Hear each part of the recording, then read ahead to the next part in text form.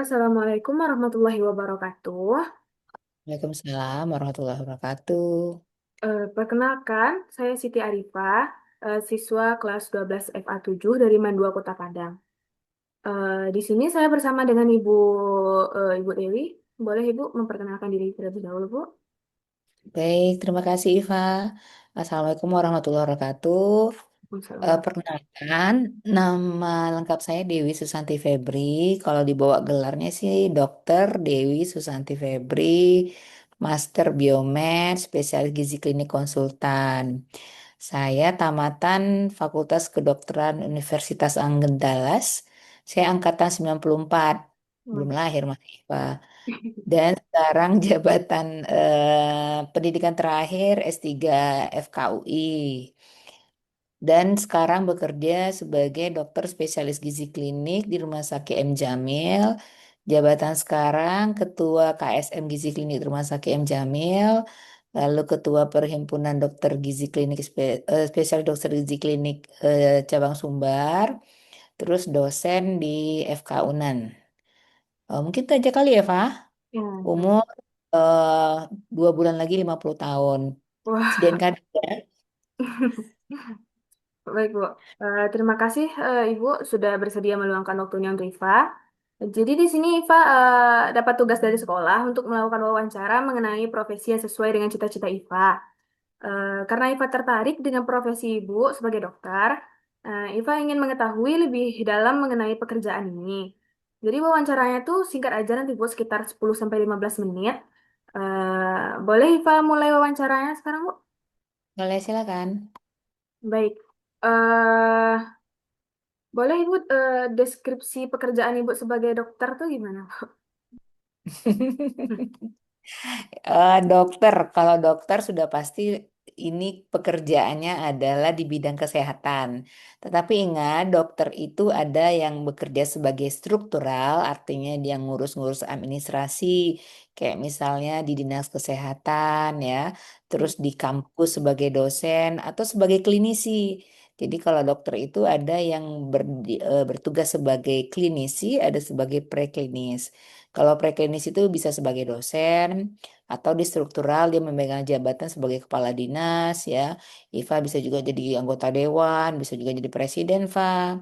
Iya. Kalau sebagai klinisi itu dia bekerja di rumah sakit, bekerja di puskesmas atau bekerja di klinik-klinik. Jadi kalau klinisi dia dokter yang bekerja untuk bekerja dengan pasien. Ya, jadi mengurus kesehatan pribadi, jadi perorangan. Kalau yang non klinisi atau preklinis itu di bidang pendidikan atau yang berhubungan dengan kesehatan masyarakat. Gitu, Pak. Oh iya Bu. Kira-kira Ibu udah berapa lama menekuni pekerjaan Ibu sebagai dokter Bu? Saya tamat dokter tahun 2001 ya, jadi sudah 24 tahun ya, Pak. Iya, udah lama gitu ya Bu ya.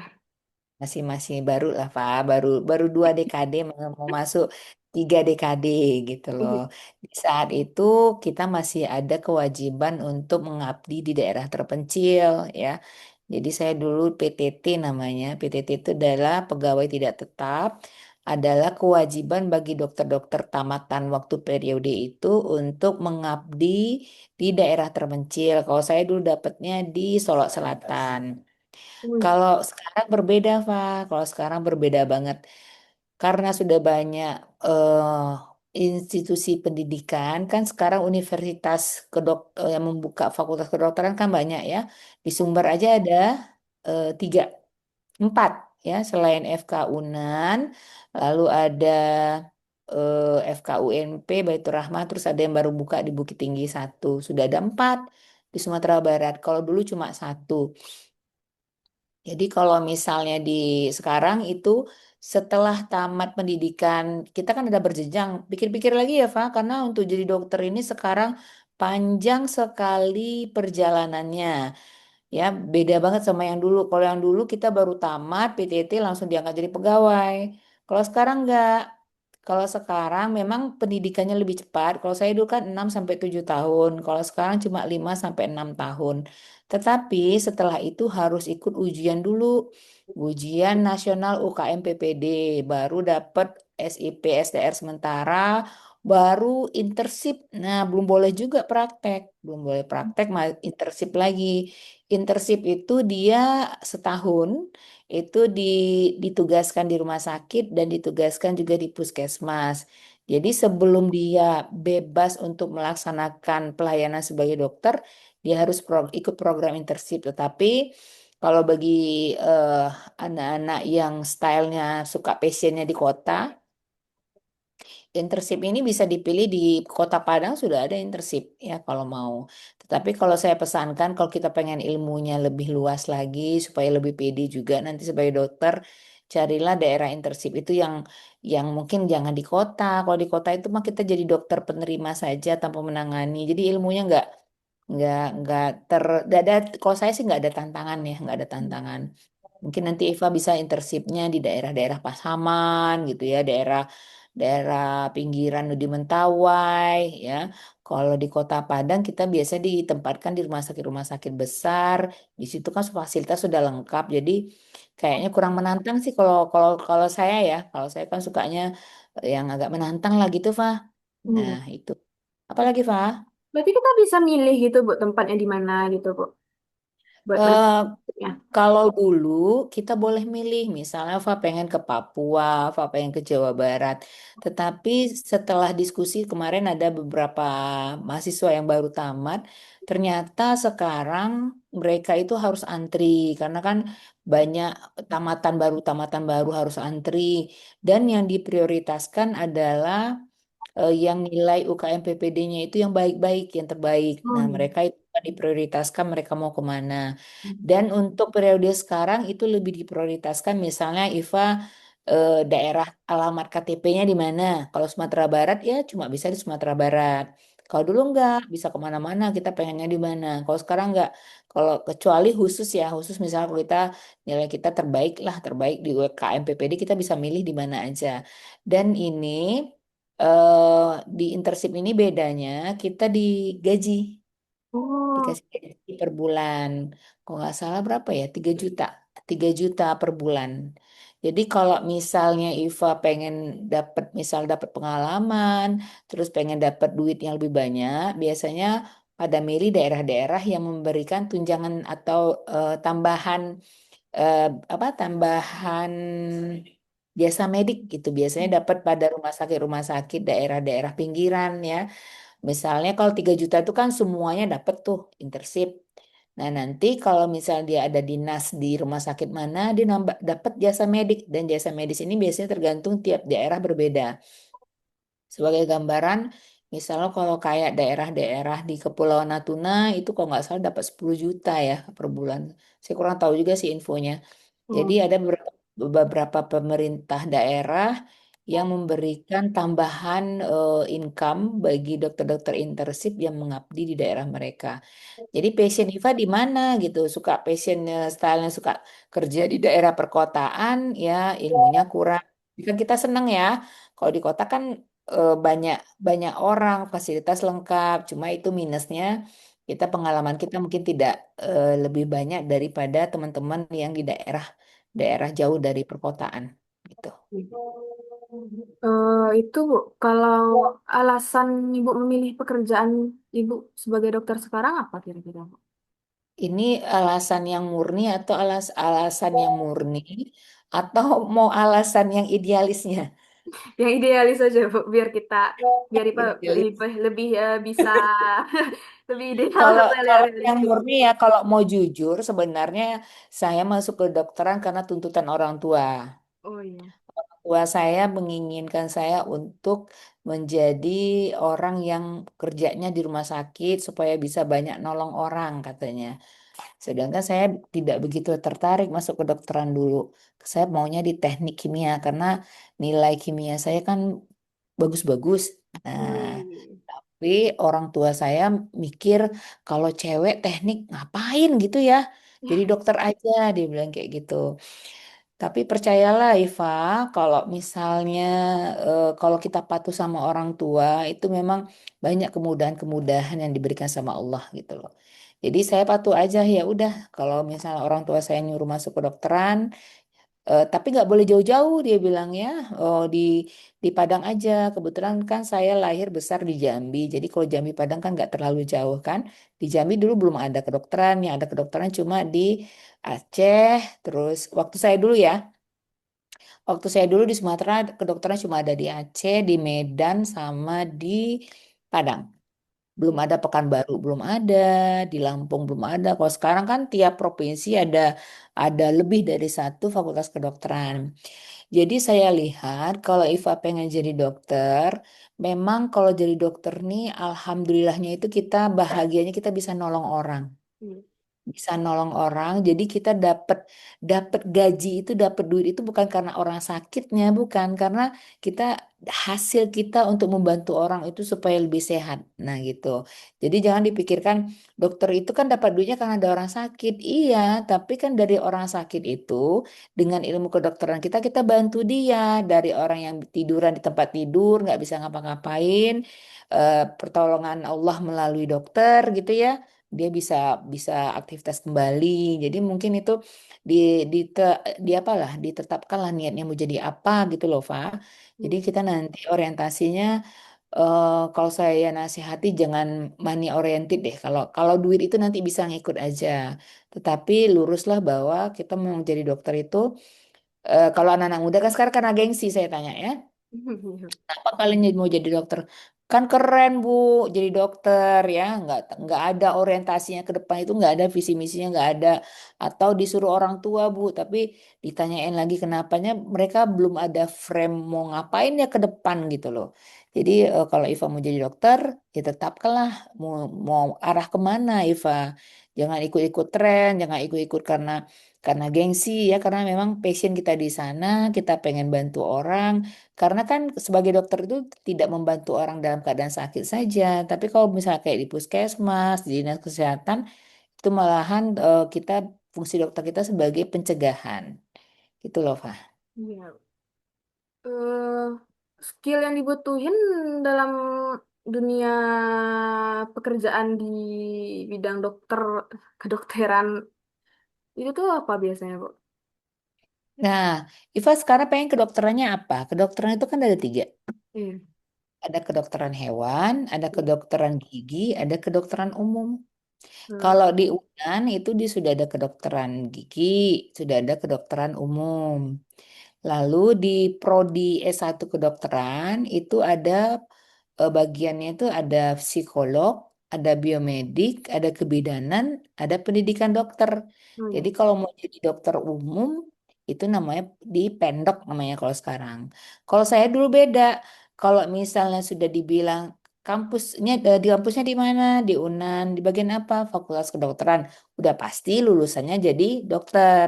Kalau sekarang enggak. Kalau misalnya Fa nanya sama sama tetangga, lulus mana Fakultas Kedokteran? Fakultas Kedokteran itu ada beberapa jurusan. Ada psikolog, ada pendidikan dokter, ada biomedik, ada kebidanan. Jadi kalau nanti masuk Fakultas Kedokteran pilih lagi mau yang mana gitu. Lalu ada Fakultas Kedokteran Gigi, jadi ada FKG-nya. Kalau FKG baru satu Fakultas Kedokteran Gigi dan mau buka di, kalau swasta udah ada ya Unbrah. Terus kalau Fakultas Kedokteran Hewan ini mau buka nih UNP. Iva mau jadi kedokteran apa? Kalau IPA jujur lebih ke kedokteran yang dokter umum sih, Bu. Dokter umum. Oh iyalah, Iya. tanya di FK Unan ada, di FK UNP ada, itu yang negeri ya. Kalau di Iya. Sumatera Barat. Iya. Eh, Kira-kira jenjang karir yang tersedia itu apa aja, Bu? Wah, luas sekali, Fa. Selagi pengen mau sekolah sampai tua, sampai sekarang, Fa mau yang mana gitu loh. Fa lebih tertariknya di tindakan. Kalau tindakan itu kan pakai pisau ya. Misalnya Iya. seperti bedah, kebidanan, lalu anak-anak sebagian juga pakai pisau, lalu di THT mata, atau bagian-bagian dengan bagian pemeriksaan di laboratorium. Kalau saya kan di spesialis gizi klinik ya, jadi ngurus makanan pasien lebih enak. Kok saya lebih suka di situ. Kita tidak terlalu stres dan juga kita bisa masuk ke semua lini ya, apapun pasiennya bisa kita tangani. Iva mau yang mana? Jenjang karirnya selagi Iva pengen sekolah, wah diterima semua mau apain? Mau ngambil S3, dia kedokteran ini, pertama kita kedokteran umum, lalu kalau pengen masuk spesialis ya di dokter spesialis, terus nanti dokter spesialis itu ada lagi subspesialisnya, nanti subspesialis itu ada lagi bagiannya, jadi bisa jadi profesor ya, bagian kalau dari dunia pendidikan. Lalu bisa juga kalau di klinisi bagian subspesialis. Jadi sudah sekolah ngambil jadi dokter umum, sekolah lagi jadi spesialis, ngambil lagi subspesialis. Subspesialis itu kan sekarang ada pula bagian kecilnya lagi. Misalnya kayak di bagian bedah tulang, ada cuma tulang tangan saja, ada tulang kaki saja, ada tulang belakang saja. Jadi sangat berkembang sekali ilmu kedokteran. Kalau kayak saya kan ngambil spesialis gizi klinik. Dari spesial gizi klinik saya ngambil subspesialisnya bagian eh, sakit kritis ya. Jadi untuk orang gizi atau makanan pasien-pasien yang dirawat di ruang ICU ya, ruang-ruang rawatan kritis. Itu. Kalau masalah jenjang karir selagi Fa pengen sekolah sampai tua mah berkembang semua. Mau di dalam dan luar negeri dan ada beasiswa itu mah sangat berkembang kalau kesehatan. Hmm. Eh, Suka duka ibu dalam pendidikan sama pekerjaan apa aja bu? Kalau boleh ceritain gitu. Kalau suka, alhamdulillah suka ya, karena bagaimanapun juga di Indonesia, dokter ini kan masih dianggap suatu pekerjaan yang sangat mulia ya. Dimanapun juga, mudah-mudahan sampai anak cucu yang dokter-dokter juga bisa menjaga nama baik dokter. Kalau dukanya, sekolahnya lama. Oh iya, iya. Iya, sekolahnya lama, nggak selesai-selesai lah istilahnya. Kayak sekarang saya masih sekolah, umur 50 masih sekolah juga. Kalau orang kan umur 50 nih tinggal menikmati kekayaan aja ya, Fa ya. Tapi Iya. karena tapi karena saya jadi dosen, saya masih harus sekolah, sekolah, sekolah terus. Mungkin itu. Jadi pendidikannya lama. Terus kadang-kadang apa? Orang terlalu percaya lebih sama kita, jadi sekarang kadang-kadang kita jadi stres juga. Apa saya bisa melakukan atau tidak? Nah, itu sih suka dukanya. Tapi insya Allah dibanyakin suka aja, Fah. Ya disyukuri aja. Sudah jadi dokter harus banyak bersyukur karena tidak semua orang bisa. Dan untuk masuk sekolahnya pun sekarang harus bersaing besar kan dengan modal, nilai yang baik, ya. Terus belajar yang juga lebih tekun. Pengalaman berharga selama bekerja tuh yang paling berkesan gitu buat di hati bu, yang kayak ini nih nggak bakalan pernah terlupakan lah selama ini gitu bu. Apa bu? Kayaknya semuanya deh, Fah. Karena saya karena ini saya sudah menjalani selama 25 tahun ya mengabdi sebagai dokter dengan 13 tempat kerja yang tersebar di Sumatera Barat, di Banda Aceh ya, di Sumatera Barat itu yang tidak apa dia saya ada di Solo Selatan waktu itu ya di Kota Padang di Kabupaten Darmasraya di rumah sakit saya di Rumah Sakit M Jamil di Puskesmas Kota Padang saya ada 3 puskesmas. Puskesmas Air Dingin, Puskesmas Lubuk Buaya, dan Puskesmas Ambacang Kuranci. Jadi waktu Puskesmas Ambacang Kuranci pertama berdiri tahun 2006, saya kepala puskesmas pertamanya.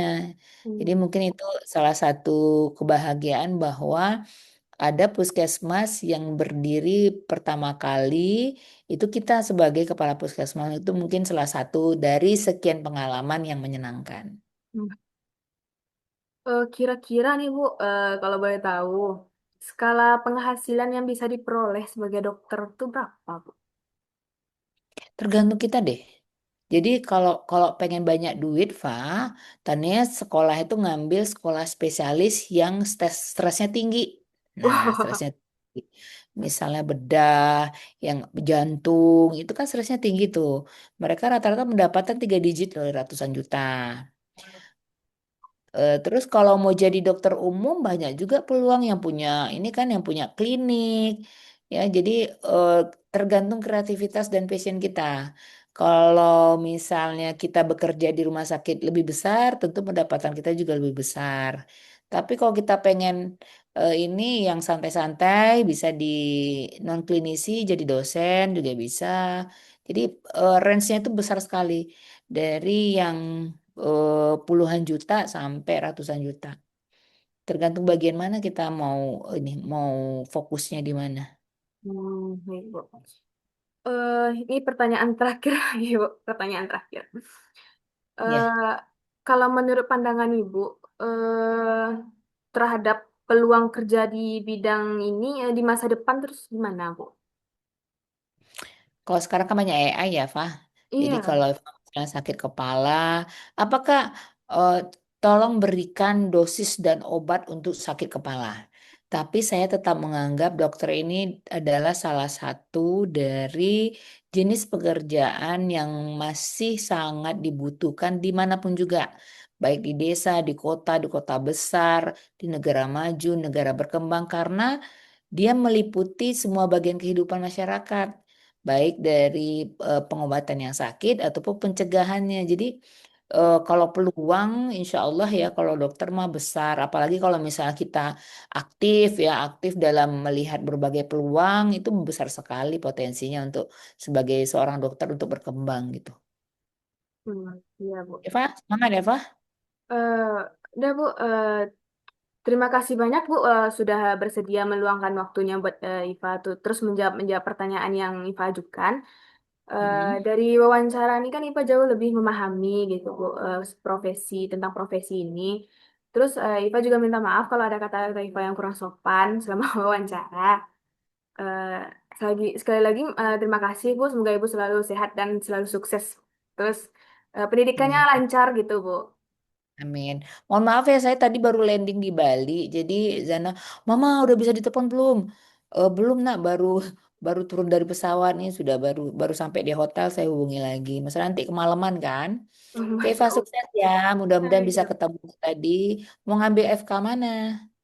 Rencananya Iva mau ngambil FK di UNAN, Bu, sama di UNP.